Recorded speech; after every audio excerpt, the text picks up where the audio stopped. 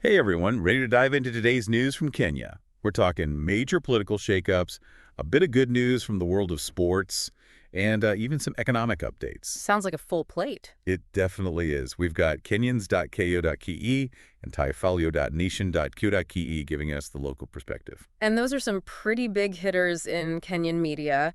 Always good for a mix of hard-hitting news and, well, some more colorful stories. Absolutely. And to round things out, we'll be tapping into some international coverage from The Guardian and Business Daily Africa, just to see how these events are playing on the global stage. Because, let's face it, what happens in Kenya rarely stays in Kenya, right? Exactly. Speaking of which, have you been following this whole impeachment drama with Deputy President Rigathi Gachagua? How could I not? It's the talk of the town.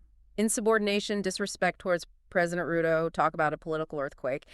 And the Senate trial, it's just around the corner, October 16th and 17th. Wow, so they'll need a two-thirds majority vote to remove him from office. That's the magic number. Gachagua's been calling for calm, but you can bet there's some serious tension behind the scenes. It kind of reminds me of the whole Kenyatta-Ruto fallout a few years back, don't you think? That same sense of, like, simmering tension that could erupt at any moment. You hit the nail on the head. This kind of power struggle between a president and their deputy, it's not exactly new in Kenyan politics. It's like a tale as old as time. And the public. They're definitely picking sides. Remember that incident at the funeral in Bahati when people started shouting down those pro-Ruto politicians? Oh yeah, that was something else. It makes you wonder what this whole situation means for Ruto's grip on power, especially in Mount Kenya region. Could be a turning point for some of those political alliances. Speaking of turning points, there's even talk of amending the Constitution to change how they choose deputy presidents in the first place. Instead of picking a running mate before the election, they're suggesting appointments after the election. Can you imagine the backroom deals if that happened? The coalition building would be off the charts. It really begs the question, is this about stability or is it a power grab by Ruto? It's certainly a head-scratcher. But before we spiral down the rabbit hole of Kenyan politics, let's switch gears for a moment and talk about something truly inspiring. Ruth Chepngetich, the Kenyan marathon runner. She absolutely smashed the women's world record in Chicago. Smashed it. She obliterated it. First woman ever to finish a marathon under 2 hours and 10 minutes. And let's not forget, she's conquered the Chicago Marathon twice before, in 2021 and 2022. She is incredible. She's a legend. It's stories like hers that remind us of the incredible resilience and spirit of the Kenyan people. But of course, not all news is good news. We also have to acknowledge the passing of a prominent media figure, Jivakazi Kiharo Wagathwa. His voice was a fixture on Kikuyu radio for years. He will be missed, that's for sure. Absolutely. Now let's talk about something that hits a little closer to home for everyone, the economy. And it's a bit of a mixed bag this week.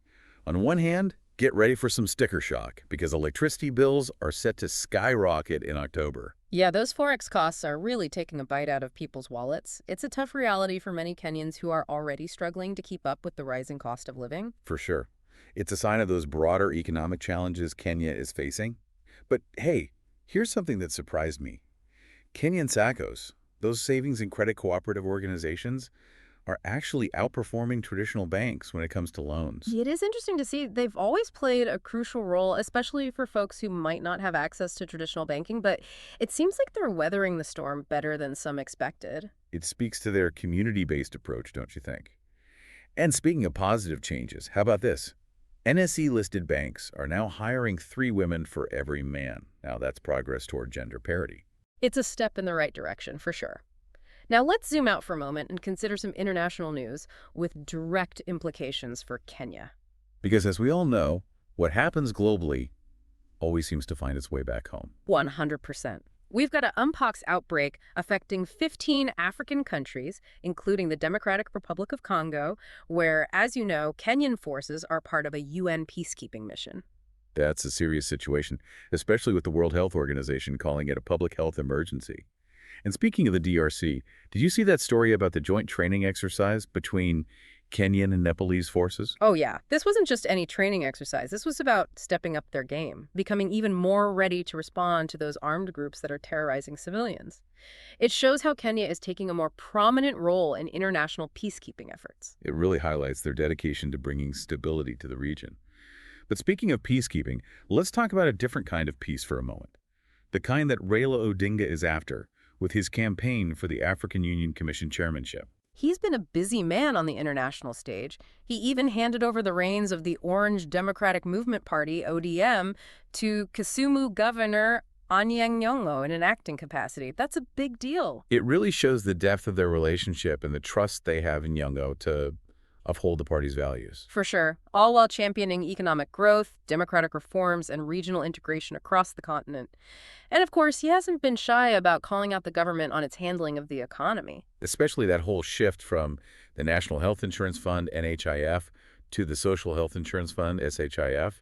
That's been a bit bumpy, hasn't it? Well, there have been some growing pains. A recent survey showed that more than half of healthcare facilities still haven't fully transitioned over. And there's a lot of anxiety about those pre-approval requirements and how claims are being managed, especially for critical cases. It's a very real concern for many Kenyans. We actually came across a heartbreaking story from Eldoret about a family dealing with multiple members battling chronic illnesses. They tragically lost their mother after she was allegedly denied dialysis due to complications with the switch to Shive. It's a stark reminder that these policy changes, while well-intentioned, can have unintended and very real consequences. Absolutely.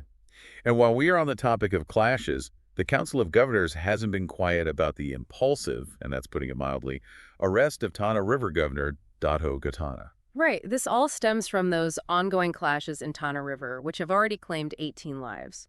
The governor was arrested after he didn't respond to summons related to the clashes, and now the council is arguing that proper protocols weren't followed and that his rights as an elected leader were disregarded. It's another example of that delicate dance between national and county governments, wouldn't you say? Finding that balance of power is always tricky.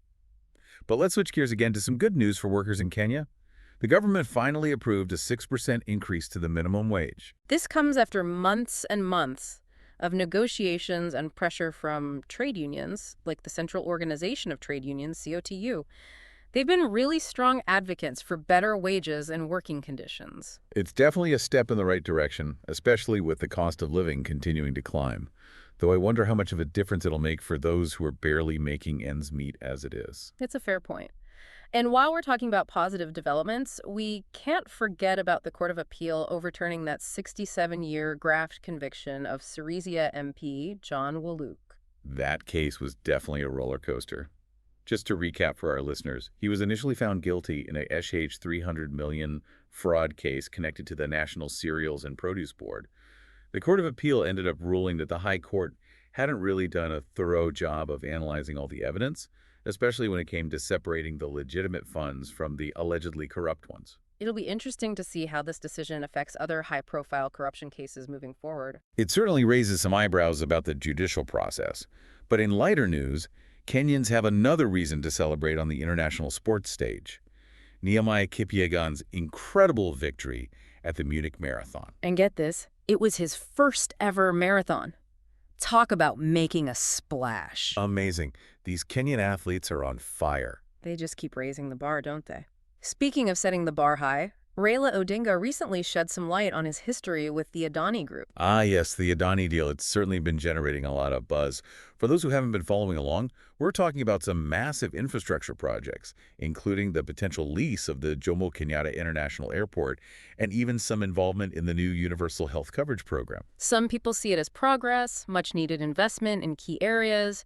Others are a bit wary, concerned about transparency, maybe some hidden risks. It's a mixed bag of opinions for sure. So where does Odinga stand on all of this? Well, he revealed that he's actually known Adani since his time as prime minister back in 2010. He seems cautiously optimistic, acknowledging Adani's international reputation, but also stressing the importance of putting strong regulations in place to protect Kenya's interests. Makes sense. You don't want to discourage foreign investment, but you also don't want to be taken advantage of. Exactly. And speaking of looking out for Kenya's interests, there's a rather concerning story about the country's growing reliance on imported food. I've been seeing headlines about this too. It sounds like we're importing way more food than we are actually producing ourselves. It is a bit alarming. The Minister of Agriculture actually called it shameful that Kenya is spending a staggering shesh 520 billion every year to import basic staples like rice, cooking oil, and wheat. Wow, that is a massive amount of money leaving the country, especially when you consider how much agricultural potential Kenya has. It really underscores the need to support local farmers, improve our infrastructure, and create policies that encourage sustainable food production. We can't keep relying on other countries to feed ourselves. It's not sustainable in the long run. It's high time we start prioritizing food security. It's not just about economics. It's a national security issue. Well, we've covered a lot of ground today, from political intrigue and economic anxieties to that world record-breaking marathon. It's been quite the journey. It really captures the essence of Kenya, a nation grappling with some serious challenges, but also striving for progress, always reaching for a brighter future. That's a great way to put it. So as we wrap up our deep dive today, here's something to leave you with. As you reflect on these events unfolding in Kenya, think about how they mirror the complex interplay between local issues and global forces.